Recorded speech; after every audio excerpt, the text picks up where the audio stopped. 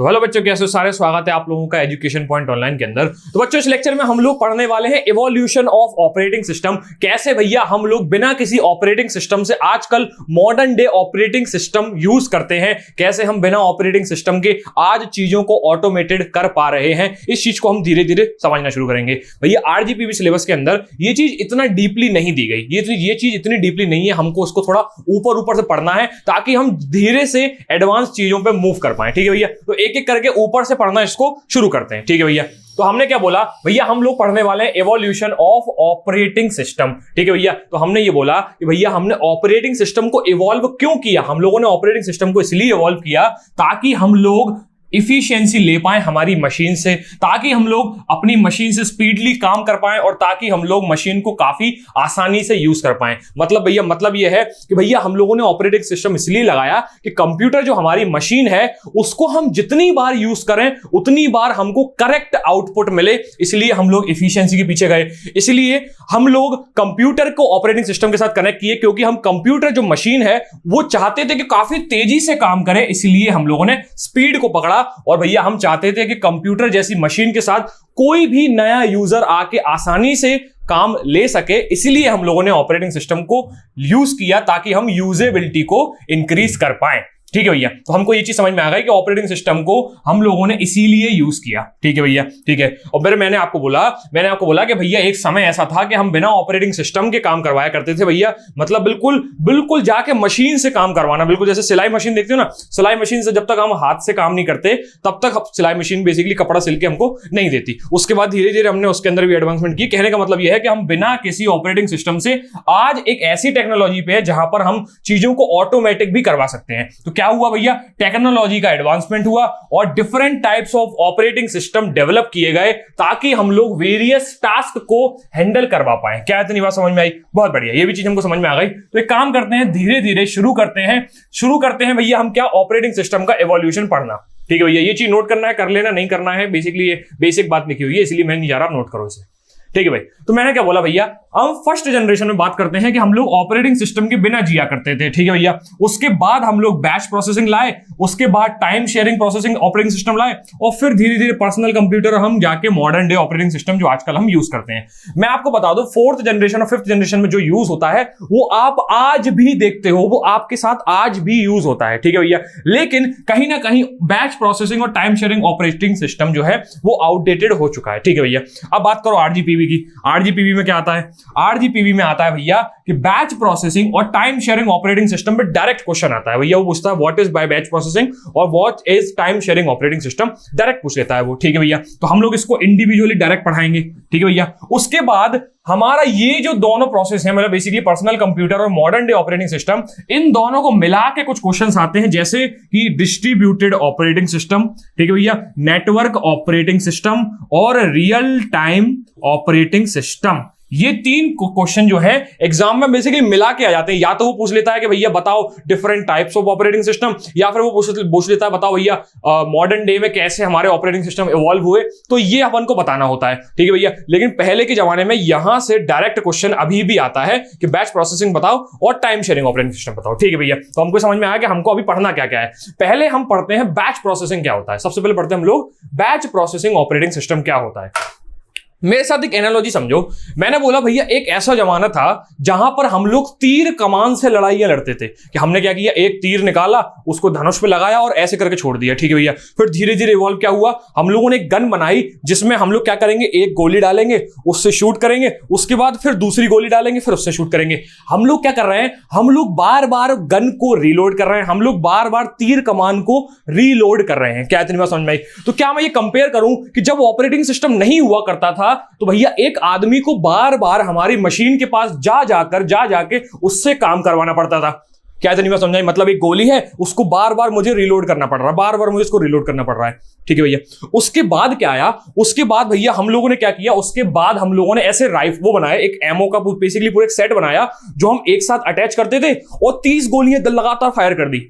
क्या इतनी बात समझ में? इसको अटैच किया और 30 गोलियां लगातार फायर कर ली। उसके बाद जब 30 गोलियां खत्म हो गई फिर हमने इसको रिमूव किया। क्या इतनी बात समझ में आई? अब इसी एनालॉजी से ये समझो कि एक समय था जब हमको बार बार मशीन के पास जा जाके काम करवाना पड़ता था। उसके बाद आया बैच ऑपरेटिंग सिस्टम, जहां पर हम लोग क्या करते हैं, जहां पर डायरेक्ट यूजर का इन्वॉल्वमेंट एक बार होता है, सिर्फ एक बार होता है। ठीक है, कब होता है? हम लोग क्या करते हैं, हम लोग प्रोसेसेस, मान लो कौन सी प्रोसेस, मान लो ये मेरी मशीन है, ये मेरी मशीन है। ठीक है भैया, इसके आगे मैंने लगा रखा है अपना बैच ऑपरेटिंग सिस्टम। ठीक है भैया, और मैंने क्या किया, एक प्रोसेस का बंडल, दूसरे प्रोसेस का बंडल, तीसरे प्रोसेस का बंडल, ऐसे तैयार करके एक एक करके इसके पास भेजा। मैंने अपना एक प्रोसेस का बंडल पहले इसको दिया, ये पहले क्या करेगा, इसको पूरी तरीके से एग्जीक्यूट कर लेगा, उसके बाद जाके मेरा दूसरा बंडल उठाएगा।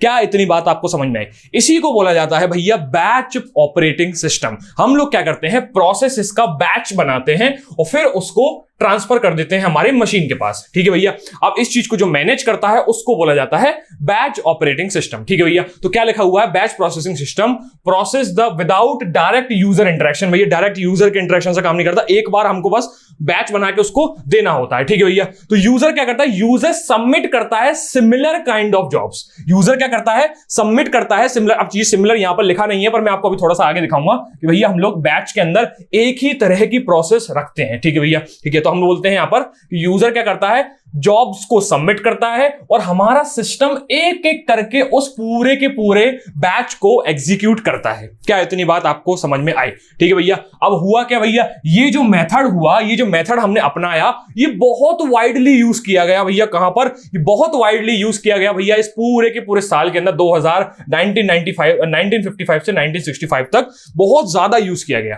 क्या इतनी बात आपको समझ में आई? भैया बहुत यूज किया गया ऑटोमेटिंग रिपीटेटिव टास्क के लिए। मतलब भैया एक ऐसा टास्क जो हमको बार बार करवाना है, हमने क्या किया, उसका एक बैच बनाया और हमारी मशीन के पास भेज दिया। अब मशीन करवाती रहेगी काम, हम थोड़ी देर में आते हैं, जैसे मशीन ने उसको काम को करवा दिया, हमको बता दिया कि भैया वो आपने जो काम भेजा था वो हो चुका है, अब हमको दूसरा बैच दो। क्या इतनी बात समझ में आई? ठीक है भैया, तो कंपेयर करो भैया वो मेरे गन वाले एग्जांपल से कि हमने क्या किया, एक पूरा का पूरा सेट लिया, उसके अंदर 30 गोलियां भरी और बंदूक में लगा दी। ठीक है भैया, अब 30 गोलियां जब तक फायर नहीं हो जाती तब तक मुझे इस पूरे एमओ को यूज मतलब बेसिकली रिफिल करने की जरूरत नहीं है। क्या इतनी बात आपको समझ में आई? बहुत बढ़िया, ये चीज हमको समझ में आ गई। ठीक है, अब बात करते हैं ये चीज काम कैसे करती है। हमने क्या बोला, हमने बोला कि भैया यूजर क्या करता है, एक जॉब का सेट तैयार करता है जिसके अंदर आपके प्रोग्राम होते हैं और भैया आपके इनपुट डेटा होते हैं। मतलब भैया एक बैच तैयार करता है, कहां पर भैया, ऑफलाइन मीडियम में। पंच कार्ड सुना है आपने? पंच कार्ड सुना है? पंच कार्ड नहीं सुना होगा। बेसिकली आप मान के चलो कि कुछ कार्ड्स हैं, उन पे बेसिकली आपने उसका प्रोसेस का बेसिकली इंफॉर्मेशन लिख के और मशीन को दे दिया, भैया इसके अंदर कौन कौन सी प्रोसेस है, किस टाइप की है और भैया कितनी है। मतलब सिंपल सा एग्जांपल मान के चलो मैंने एक बंडल बनाया, ये मेरा एक बंडल है, इसके ऊपर मैंने एक कार्ड पे सारी इंफॉर्मेशन लिख दी। मैंने लिख दिया भैया इसके ऊपर ना, इस पूरे बंडल के अंदर 10 प्रोसेसेस हैं, वो 10 प्रोसेस के अंदर सी लैंग्वेज का प्रोग्राम है और भैया वो काम क्या करेगा, वो काम करेगा मान लो यूजर के इनपुट लेने हैं। ठीक है भैया, कोई भी यूजर है इनपुट लेने हैं। मैंने क्या किया, अपने बैच ऑपरेटिंग सिस्टम को ये चीज भेज दी और पीछे रखी हुई मशीन, अब ये मशीन के लिए कौन काम करेगा, ये बैच ऑपरेटिंग सिस्टम काम करेगा, ये प्रोसेस को लेगा और मशीन इसको करवा के आउटपुट मुझे दे देगी। क्या इतनी बात आपको समझ में आई? तो भैया मुझे क्या करना है, मुझे प्रोसेस का बंच बनाना है, इनपुट और आउटपुट बेसिकली इनपुट डेटा और प्रोग्राम उसके अंदर रखना है और उसको ऑपरेटिंग सिस्टम को दे देना है। ठीक है भैया, उसके बाद भैया ये जॉब सबमिट की जाएंगी हमारे ऑपरेटर को, मतलब बेसिकली हमारा जो बैच प्रोसेसिंग है, और भैया ये सारी सिमिलर काइंड ऑफ जॉब होंगी। मैंने क्या बोला, एक सेट के अंदर, एक बैच के अंदर सिमिलर काइंड ऑफ जॉब्स ही होनी चाहिए। क्या इतनी बात आपको समझ में आई? ठीक है भैया, उसके बाद क्या होगा भैया, हमारा प्रोसेसर जो करेगा सीक्वेंशियली एक एक चीज को प्रोसेस करेगा बिना किसी मैनुअल इंटरवेंशन के। मतलब भैया कोई भी आदमी जब तक वो प्रोसेस हो रही है तब तक उसको जाके छेड़ेगा नहीं। क्या इतनी बात आपको समझ में आई? बहुत बढ़िया। उसके बाद क्या होगा, एग्जीक्यूशन के बाद हमको आउटपुट मिल जाएगा। क्या इतनी बात आपको समझ में आ गई? बहुत बढ़िया। चलो, हमको समझ में आया कि ऑपरेटिंग सिस्टम क्या होता है, बैच ऑपरेटिंग सिस्टम क्या होता है। मेनली बैच ऑपरेटिंग सिस्टम होता है कि हम लोग क्या करते हैं, एक जॉब्स का बैच बनाते हैं, बेसिकली अपना जो काम है उस टास्क का एक बंडल बनाते हैं, उस बंडल को बेसिकली सारी इंफॉर्मेशन के साथ उसको भेज देते हैं। अब उस बंडल के अंदर एक ही तरह की जॉब होंगी, हम उसको ऑपरेटिंग सिस्टम के पास भेजेंगे और मशीन उस चीज को करवा देगी। ठीक है भैया, फिर आउटपुट हमको मिल जाएगा। ठीक है भैया, चलो चलो चलो इसको नोट करो सबसे पहले। ठीक है भाई, अब बात करते हैं भैया हमारे बैच ऑपरेटिंग सिस्टम के क्या क्या फीचर्स थे, हमको ये क्या क्या देके गया। जब ये आया था हमको कुछ तो देके गया होगा। पहला था भैया कि efficiently for large scale similar programme, मतलब भैया अगर हमने किसी बैच के अंदर 1000 प्रोसेस को भेज दिया, 1000 10,000 लिख दिया क्या, चलो 10,000 मान लो, 10,000 प्रोसेस को भेज दिया, या फिर बोला जाता 10,000 सी प्रोग्राम को भेज दिया। हमने एक बैच के अंदर 10,000 सी प्रोग्राम को भेज दिया और बोला भैया इसका आउटपुट मुझे दे देना, तो भैया ये बहुत एफिशिएंटली काम किया अगर हम लार्ज स्केल पे सिमिलर प्रोग्राम को करवाना चाहते थे तो। ठीक है भैया, उसने क्या किया भैया, उसने किया जॉब को ग्रुप्ड किया, एक जॉब को ग्रुप किया और ऑप्टिमाइज सिस्टम रिसोर्सेज, मतलब जितने भी रिसोर्सेज थे उसको अच्छे से ऑप्टिमाइज करके काम किया। कैसे किया ऑप्टिमाइज, ये भी तो बता दो कैसे किया ऑप्टिमाइज। मान लो मेरी बात समझो, देखो मेरे ऑपरेटिंग सिस्टम को ये पता है कि इस बैच के अंदर केवल सी प्रोग्राम है, मेरे ऑपरेटिंग सिस्टम को ये पता है कि इस बैच के अंदर केवल और केवल सी प्रोग्राम है। ठीक है भैया, तो वो जान पूछकर ऐसे रिसोर्सेस लेगा जिसके लिए, मतलब सी लैंग्वेज को एग्जीक्यूट कराने के लिए जो चाहिए मुझे, मान लो मेरे मान के चलो, मान लो मुझे कॉल करने के लिए क्या चाहिए, मुझे कॉल करने के लिए डायलर चाहिए। ठीक है भैया, अब मुझे दिन में 100 कॉल करने हैं तो मुझे सिर्फ डायलर ही तो चाहिए और तो कुछ नहीं चाहिए, सिर्फ डायलर चाहिए ना। ठीक है, तो इसका मतलब यह है कि अगर 100 सी प्रोग्राम आए तो उसके लिए मुझे कोई एक्स रिसोर्स चाहिए था और सिर्फ एक्स रिसोर्स ही चाहिए था। मान लो कल को 100 जावा प्रोग्राम आते तो कहीं ना कहीं मुझे इसको करवाने के लिए कोई वाई रिसोर्स की जरूरत पड़ती, तो मुझे एक्स का इन्वॉल्वमेंट करना ही नहीं है, अगर नहीं करना तो क्या मेरे रिसोर्सेज ऑप्टिमाइज मैनेज हुए कि नहीं हुए। बहुत बढ़िया, चलो ये चीज आप समझ गए हो। और इससे होता क्या था कि यूजर का कोई भी डायरेक्ट इन्वॉल्वमेंट हमारे एग्जीक्यूशन में होता ही नहीं था। यही तो हम चाहते थे। ऑटोमेशन का क्या सिद्धांत है, ऑटोमेशन का सिद्धांत यह है कि हमको इंसान को काम ना करना पड़े। पहले हम जाके मतलब बेसिकली गन की बात ले लूं तो पहले जाके मुझे बार बार रीलोड करना पड़ता था, बार बार गोली डाली फिर चलाई, फिर डाली फिर चलाई। ठीक है, तो हमने क्या बोला, हमने काम करो 30 गोलियों का एक सेट बनाओ, उसको बंदूक में लगाओ और 30 फायर कर दो। जब तक 30 फायर हो रही है तब तक कोई दिक्कत नहीं, उसके बाद फिर हटाओ फिर लगा दो। क्या इतनी बात समझ में आई? ठीक है भाई, हमने क्या किया, हमने पूरा सेट बनाया प्रोसेस का, उसको भेज दिया। जब तक 100 हो रही है तब तक हम चाय पियेंगे, जैसी 100 हुई हमको पता चल गया अब हम 100 और भेज देंगे। क्या इतनी बात समझ में आई? ठीक है भाई, चलो तो हमको समझ में आया कि बैच ऑपरेटिंग सिस्टम ने हमको क्या क्या फीचर प्रोवाइड करे ताकि हम लोग उसको यूज कर पाए। ठीक है भैया, बहुत बढ़िया। ठीक है भाई, लेकिन कुछ ऐसे फ्लॉज थे जिनके कारण से हमको बैच ऑपरेटिंग सिस्टम को नकारना पड़ा। क्या थे भैया, हम लोग यूजर से इंटरेक्शन कर ही नहीं पाते थे। भैया आप तो बोल रहे ये तो जरूरी नहीं है। मैंने बोला कि भैया एक बात बताओ, एक मशीन उसने सही काम किया कि नहीं किया आपको कब बताएगी? भैया हमारा बैच ऑपरेटिंग सिस्टम जब होता था ना तो वो मशीन ने सही काम किया कि नहीं किया ये मुझे तब बताएगी जब 1000 प्रोसेसेस हो चुकी होंगी। ठीक है, अब एक बात बताओ, मान लो 5वीं प्रोसेस के अंदर ही एरर आ गया। अब इस 5वीं प्रोसेस के अंदर एरर है ये मुझे तब पता चलेगा जब 1000 प्रोसेसेस हो चुकी होंगी। इसका मतलब जब चिड़िया चुग गई होगी खेत तब मुझे पता चलेगा। क्या इतनी बात समझ में आई? तो भैया मैं क्या चाहता था कि भाई जब 5वीं ही आ जाए, 5वीं प्रोसेस में ही गड़बड़ आ जाए तो मुझे बता तो दो एटलीस्ट। तो यहां पर ये नहीं हो पाता था कि भैया बीच में कहीं पर अगर हमको पता चलता कि यार कोई प्रोसेस अटक गई है, कोई प्रोसेस खराब हो गई है, तो हमको बीच में किसी ने बताया ही नहीं, तब बताया जब सब कुछ हो गया। क्या इतनी बात समझ में आई? बहुत बढ़िया, ठीक है भैया, ये चीज हमको समझ में आई। अब सीपीयू का आइडल टाइम इंक्रीज हो गया। आइडल टाइम का मतलब भैया खाली बैठना, जैसे अपन खाली बैठते हैं ना, कभी भी कुछ भी हो रहा है, रील चल रहा है, कभी भी कुछ भी हो रहा है, बढ़िया बता रहे हैं, ठीक है, तो मतलब बेसिकली खाली बैठना सीपीयू का होने लगा था। क्यों? ठीक है, मैं बता नहीं सकता ना कैसे बताते हैं वो लोग, ये लोग जाने। ठीक है भाई, तो बेसिकली बताने की बात मतलब सीपीयू आइडल बैठने लगा था। कैसे आइडल बैठेगा? मान लो मैंने 1000 प्रोसेस डाल दी, सीपीयू के पास 1000 प्रोसेस हैं। ठीक है भैया, हम चाय पीने चले गए, अब हम बहुत देर तक चाय पी रहे हैं, सीपीयू ने 1000 प्रोसेस कर दी, सीपीयू ने 1000 प्रोसेस करके बैठ गया, बढ़िया, अब तुम आ ही नहीं रहे हो, उनको नई प्रोसेस दे ही नहीं रहे हो। तो बेसिकली एक प्रोसेस से देने से दूसरे प्रोसेस को देने के बीच में जो टाइम था वो इंक्रीज होने लगा। एक और बताता हूं, एक और बात यह है कि मान लो ये मेरा सीपीयू ये है, ये एक्स रिसोर्सेस को यूज कर रहा था 100 सी प्रोग्राम को यूज करने के लिए, 100 सी प्रोग्राम को उसको चलाने थे, तो ये इस एक्स रिसोर्स को यूज कर रहा था। तो हमारे वाई और जेड अलग दूसरे रिसोर्सेज जो है वो खाली बैठे हुए हैं ना। अब एक काम करो यार, ऐसा करो ना, 100 जावा के प्रोग्राम और ले लो और इनको भी यूज कर लो, इनको क्या खाली बिठाए हो? क्या है, तो नहीं बात समझ में आई। तो बेसिकली सीपीयू का और रिसोर्सेज का आइडियल टाइम इंक्रीज होने लगा था, इसीलिए हम लोगों ने ऑपरेटिंग सिस्टम को या फिर बैच ऑपरेटिंग सिस्टम को नकार दिया। ठीक है भैया। और भैया कोई भी रियल टाइम प्रायोरिटी नहीं थी। मतलब यह है कि मान लो 100 प्रोसेस चलती थी, उनमें से कोई बीच में एक ऐसी प्रोसेस थी जिसकी प्रायोरिटी बहुत हाई है। मतलब 100, फॉर एग्जांपल सिंपल सी बात है, मान लो कहीं पर प्रसाद बट रहा है, आपके कॉलेज में कहीं पर प्रसाद बट रहा है, बच्चे आ रखे हैं, फैकल्टी आ रखी है, एचओडी आ रखी है, बीच में एचओडी कहीं दबा जा रहा है भीड़ के अंदर, भैया वो एचओडी है, उसकी इज्जत करो, उसको पहले प्रसाद दो। मतलब कहने का मतलब ये है, वो पूरे की पूरे भीड़ के अंदर एक बेचारी इंपॉर्टेंट प्रोसेस जो है वो वहां दब के रह गई। अब रियल टाइम पे उसको कोई ढूंढने वाला नहीं था कि भैया वो एचओडी है, उसको आगे निकालो, उसका प्रसाद उसको पहले दो, उसको घर जाना है। कहने का मतलब यह है कि भैया जो इंपॉर्टेंट टास्क था उस पूरी भीड़ के अंदर वो छुप गया। कोई भी रियल टाइम ऐसा कुछ नहीं था कि हम उसको डिटेक्ट कर पाए कि ये इंपॉर्टेंट है, इसको पहले करवाओ। ठीक है भैया, क्या नहीं समझ में आ रही? क्योंकि मैंने अभी तक आपको ये नहीं बताया कि कंप्यूटर के अंदर क्या इंपॉर्टेंट होता है। जैसे फॉर एग्जांपल मान लो कोई प्रोग्राम चल रहा है, अचानक से आपके कंप्यूटर में बैटरी खत्म हो गई। तो क्या इंपॉर्टेंट है? इंपॉर्टेंट ये है कि भैया कंप्यूटर को बंद करो, ये सिग्नल आप तक भेजना। ये इंपॉर्टेंट है ना कि भैया गेम चलते रहने, कोई दिक्कत नहीं है। अचानक से कंप्यूटर क्रैश हो, इससे अच्छा ये है कि आप एक काम करो, उस मैसेज को पढ़ो, उस मैसेज से क्लिक करो, क्रॉस पे जाओ, उसके बाद पूरा कंप्यूटर शट डाउन मारो। ठीक है भैया, ये इंपॉर्टेंट है कि भैया आपका प्रोसेस चलवाना इंपॉर्टेंट है। क्या इतनी बात समझ में? तो मैं आपको बेसिकली बताना ये चाहता था कि इंपॉर्टेंट क्या है आपको भी पता नहीं है।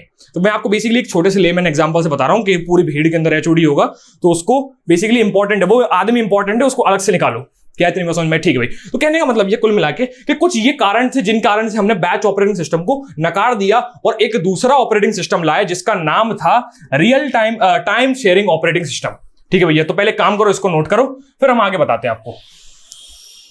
अब बात करते हैं भैया हमारे टाइम शेयरिंग ऑपरेटिंग सिस्टम की। ठीक है भैया, नाम सजेस्ट करता है कि भैया हम ऑपरेटिंग सिस्टम को एक रिलायबिलिटी दे रहे हैं कि आप एक काम करो, प्रोसेसेस को टाइम असाइन कर दो। क्या मतलब इसका? कहने का मतलब इसका ये है कि मान लो ये मेरा मशीन है, ये मेरी मशीन है, इस मशीन के साथ काम करवाना है, इस मशीन के गेट पर बैठा हुआ है टाइम शेयरिंग ऑपरेटिंग सिस्टम। ठीक है भैया, टाइम शेयरिंग ऑपरेटिंग सिस्टम। ठीक है, ये मेरे गेट पर बैठा हुआ है। ठीक है भाई, मैंने क्या किया भैया, मैंने इसको प्रोसेस भेजी, मैंने इसको प्रोसेस भेजी। ठीक है भैया, इसके पास 100 प्रोग्राम है सी के, इसके पास भी 100 प्रोग्राम है जावा के।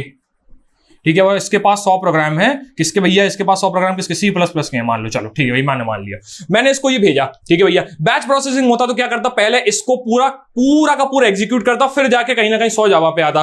क्या इतनी बात समझ में? हमारे टाइम शेयरिंग ने क्या बोला, कि काम करता हूं मैं आपके कुछ सेट ऑफ प्रोग्राम को एक टाइम अलॉट कर दिया। मतलब भैया उसने ये बोला कि एक काम करना, अगर सी लैंग्वेज के प्रोग्राम, जैसे मान लो मैंने इसको नाम दिया 1, ये नाम दिया 2 और ये नाम दिया 3। इसने बोला कि आप जब आप 1 आओगे मेरे पास, तो आपके पास 5 मिनट का टाइम है। इस 5 मिनट में आप अपने जितने प्रोग्राम एग्जीक्यूट करवा सकते हो करवा लो। आप इस 5 मिनट के अंदर आप अपने जितने प्रोग्राम एग्जीक्यूट करवा सकते हो करवा लो। 5 मिनट बाद भैया अगली प्रायोरिटी हमारे सेकंड नंबर की है। ठीक है भैया, इसने बोला कि भैया आप जितने 5 मिनट में प्रोग्राम करवा सकते हो करवा लो, उसके बाद अगली बारी हमारी C++ वाले की है। ठीक है भैया, इसको भी बोला कि भैया 5 मिनट आपके पास हैं, तो होगा क्या भैया, 5 मिनट ये, 5 मिनट ये, 5 मिनट ये। मैंने एग्जांपल के लिए मान लिया कि भैया 5 मिनट में मुझे सी लैंग्वेज के 20 प्रोग्राम थे जो वो एग्जीक्यूट हो गए। ठीक है भैया, 5 मिनट में सी लैंग्वेज के 20 प्रोग्राम एग्जीक्यूट हो गए। ठीक है भैया, उसके बाद क्या होगा, 5 मिनट बाद हमारा जो ऑपरेटिंग सिस्टम है इस वाले प्रोग्राम को एग्जीक्यूट करवाने की बात बोलेगा। मैंने मान लिया कि भैया 5 मिनट बाद हमारे जावा के 15 प्रोग्राम एग्जीक्यूट हो गए। ठीक है भाई, उसके बाद क्या होगा, 5 मिनट बाद इसको मिलेगा और यहां पर मान लो C++ के 50 प्रोग्राम एग्जीक्यूट हो गए। ठीक है भैया, उसके बाद क्या होगा, फिर से हमारा ऑपरेटिंग सिस्टम सी लैंग्वेज के पास जाके बोलेगा कि अब तुम्हारे बचे हुए जितने प्रोग्राम हैं उनको भी 5 मिनट के अंदर एग्जीक्यूट करवा दो। तो भैया 20 में से बचे किससे, 80 में से मान लो फिर से मेरे 20 प्रोग्राम ही एग्जीक्यूट हो पाए। तो कहने का मतलब यह है कि टाइम शेयरिंग ऑपरेटिंग सिस्टम क्या करेगा, एक स्पेसिफिक टाइम जो है वो किसी ना किसी एक पूरे प्रोसेस के बैच को दे देगा। क्या इतनी बात आपको समझ में आई? बहुत बढ़िया। ठीक है भाई, तो हमको समझ में आया कि टाइम शेयरिंग ऑपरेटिंग सिस्टम क्या करता है, एक स्मॉल टाइम स्लाइस को दे देता है हर एक ऑपरेटिंग सिस्टम को। ठीक है भाई, मतलब हर एक प्रोसेस को operating system assign each user a similar time slice, ठीक है, स्मॉल और सिमिलर टाइम्स का स्लाइस दे देता है, ठीक है भैया। अब पहली बात ऊपर से बात सुनो, आप तो ये बीच में पकड़ के ले गए मेरे को। मैंने क्या बोला, मैंने बोला टाइम शेयरिंग ऑपरेटिंग सिस्टम क्या करता है, मल्टीपल यूजर को अलाउड करता है कि वो मेरे कंप्यूटर से आके इंटरेक्ट करें। कहने का मतलब क्या है, कहने का मतलब ये है, मैंने बोला कि ये मेरी मशीन है, ये मेरी मशीन है, ये मेरी मशीन है, यहां पर मेरा बैठा है टाइम शेयरिंग ऑपरेटिंग सिस्टम, ठीक है, ये मेरा टाइम शेयरिंग ऑपरेटिंग सिस्टम बैठा हुआ है। इसने क्या किया, इसने अलग अलग खिड़कियां बना दी, इसलिए अलग अलग विंडोज बना दी। जैसे आपके बैंक के अंदर अलग अलग खिड़कियां होती है ना, खिड़की नंबर 1, खिड़की नंबर 2, एक खिड़की कोई दूसरा काम कर रही होगी, दूसरी खिड़की कोई तीसरा काम कर रही होगी, ऐसा बैंक में होता है ना, ठीक है भाई। तो मैंने बोला जैसे टिकट काउंटर देखा ना, रेलवे स्टेशन में टिकट काउंटर्स होते हैं, ठीक है भैया, काउंटर नंबर 1, ठीक है, काउंटर नंबर 2, ऐसे छोटी सी खिड़की लगी होती है काउंटर नंबर 3, ठीक है भैया। तो इसमें क्या हुआ, इसने बोला कि यार मैंने अलग अलग यूजर्स से इंटरेक्ट करने के लिए उनको अलग अलग खिड़कियां बोल दी कि खिड़की नंबर 1 से आना, खिड़की नंबर 2 से आना, खिड़की नंबर 3 से आना, ठीक है भैया। मान लो 10 यूजर जो है वो खिड़की नंबर 1 से आए, कोई दूसरे 10 यूजर या 15 यूजर खिड़की नंबर 2 से आए, कोई तीसरे 20 यूजर जो है वो खिड़की नंबर 3 से आए। क्या हुआ, क्या इतनी बात समझ में आई? बहुत बढ़िया, ठीक है भाई। फिर मैंने क्या बोला, फिर मैंने बोला कि भैया सीपीयू क्या करेगा, रैपिडली स्विच करेगा हर एक यूजर से, ताकि एक ऐसा इल्यूजन बने कि भैया हम सबके पास ही ऑपरेटिंग सिस्टम है या सीपीयू है, मतलब हम सबके पास सीपीयू है, ये ऐसा इल्यूजन पैदा हुआ। क्या ये बात मैंने अभी आपको बताई थी, वो फ्लैश का एग्जांपल बताया था कि मान लो 10 लोग जो है वो गोले में ऐसे खड़े हुए हैं और बेसिकली फ्लैश आ रहा है और फ्लैश इतनी तेजी से दौड़ रहा है उन 10 लोगों के बीच में, ताकि हम सबको ऐसा ही लग रहा है कि फ्लैश हमारे सामने खड़ा हुआ है। क्या इतनी बात समझ में आई? हमको ऐसा लग रहा है कि फ्लैश हमारे सामने ही खड़ा हुआ है, पर हो क्या रहा है, वो इतनी तेजी से सबके सामने जा रहा है कि सबको ऐसा लग रहा है कि हमारे पास है। क्या इतनी बात समझ में आई? कहने का मतलब यह है कि हमारा सीपीयू जो है, हमारा सीपीयू यहां इतनी तेजी से स्विच करेगा, इतनी तेजी से स्विच करेगा, इतनी तेजी से स्विच करेगा कि सबको लगेगा कि हमारे पास ही बैठा हुआ है हमारा सीपीयू। क्या इतनी बात समझ में आई? बहुत बढ़िया। तो आपने क्या बोला, हमने ये बोला कि टाइम शेयरिंग ऑपरेटिंग सिस्टम क्या करता है, कुछ विंडोज बना देता है हमारे लिए, बेसिकली कुछ यूजर्स के लिए जगह खोल के रख देता है कि भैया आप इधर से आना, आप इधर से आना, आप इधर से आना, ठीक है भैया। उसके बाद क्या होगा, सीपीयू इतनी तेजी से स्विच मारेगा हर एक यूजर के पास कि हर यूजर को ये लगेगा कि भैया सीपीयू मेरे पास ही है, ठीक है भैया। क्या इतनी बात समझ में? अब ये काम कैसे करेगा, हमने बोला क्या, हमने ये बोला कि हमारे लिए मल्टीपल यूजर्स ने टर्मिनल, अब ये खिड़की जो वर्ड है, मैं खिड़की बोल रहा था, यहां पर इसको यूज किया जाता है टर्मिनल के नाम से, ठीक है भैया। तो मल्टीपल यूजर को कनेक्ट करने के लिए सिस्टम ने टर्मिनल्स बना लिए, ठीक है भैया। उसके बाद क्या हुआ, ऑपरेटिंग सिस्टम असाइन किया गया एक स्मॉल अमाउंट ऑफ टाइम के लिए हर एक टर्मिनल के लिए। मैंने क्या बोला, स्मॉल अमाउंट ऑफ टाइम के लिए हर एक टर्मिनल के लिए असाइन कर दिया गया। अब उतने टाइम में ही आप कर पा रहे हो पूरी प्रोसेस, तो बहुत बढ़िया बात है। जितनी हो जाएंगी बता देना, हम अगली वाली पे शिफ्ट करेंगे, थोड़ी देर बाद आपको दे देंगे टाइम। कहने का मतलब यह है, कहने का मतलब यह है कि मैंने क्या बोला था, मैंने ये बोला था कि भैया 5 मिनट का टाइम आपके पास है, 5 मिनट का टाइम आपके पास है, 5 मिनट का टाइम आपके पास है। 5 मिनट में आप 10 यूजर जितनी प्रोसेस दे सकते हो उसको दे के रख लो। 5 मिनट बाद इसके पास आएगा, 5 मिनट बाद इसके पास आएगा, फिर 5 मिनट बाद आपके पास वापस आ जाएगा, फिर बची हुई प्रोसेस एग्जीक्यूट कर लेना। क्या इतनी बात आपको समझ में आई? बहुत बढ़िया। तो भैया हमने अभी तक आपको ये बता दिया है, फिर मैंने ये लिखा कि स्विच सीपीयू उतनी तेजी से स्विच करता है ताकि ऐसा लगता है कि भैया हमारी खुद की मशीन है, ये हमारा बाप का जमीन है, हमको ऐसा लगता है, ठीक है भैया। चलो उसके बाद क्या होता है, इस चीज से इंश्योर किया गया कि ताकि क्विक रिस्पॉन्स टाइम हो और थोड़ा सा सिस्टम इंटरैक्टिव बने। क्या इतनी बात समझ में आई? बहुत बढ़िया। चलो तो ये मेन बात जो है टाइम शेयरिंग ऑपरेटिंग सिस्टम की ये है कि हम लोग क्या करते हैं, हमारा टाइम शेयरिंग ऑपरेटिंग सिस्टम कुछ टर्मिनल्स बना देता है, उस टर्मिनल के ऊपर हर एक यूजर को आने के लिए अलाउ करता है, ठीक है भैया। हर एक यूजर जो है अपनी अपनी प्रोसेस लेके आता है और उसको कुछ small amount of time assign कर दिया जाता है। एक काम करो, इतनी देर के लिए तुम्हारे पास रखेगा सीपीयू हम लोग, और जितनी देर में इतनी देर में तुम जितना करवा पाओ काम करवा लेना, ठीक है भैया। और फिर उस टाइम के बाद हमारा जो सीपीयू है वो दूसरी जगह से स्विच हो जाएगा, ठीक है भैया। लेकिन जब सब कुछ कंप्लीट हो जाएगा तो फिर वापस आपके पास आ जाएगा। क्या इतनी बात समझ में आई? फिर उसके बाद